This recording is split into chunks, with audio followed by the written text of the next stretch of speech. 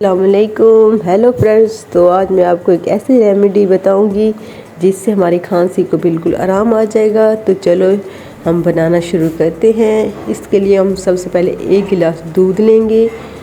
उसके अंदर फिर हम एक एप्पल जो होगा उसे छील कर इसी तरह बीच में रख लेंगे, हल्के हल्के कट लगाकर। फिर उसे बिल्कुल हल्की आंच पर चूल्हे पर रख देंगे ढाँप कर।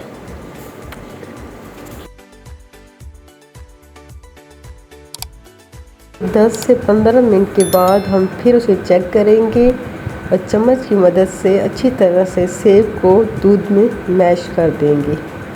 अच्छी तरह से मैश करने के बाद हम फिर उसे ढाँप कर रख देंगे और उसे तब तक पकाएंगे कि जब तक दोनों चीज़ें अच्छी तरह से यकजा नहीं हो जाती। और याद रहे कि हम इसमें आंच बिल्कुल हल्की रखेंगे। इसे हम रात को सोने से पहले खा लेंगे और ये रेमेडी 3 दिन लगातार करेंगे। इंशाल्लाह हमारी खांसी बिल्कुल ठीक हो जाएगी।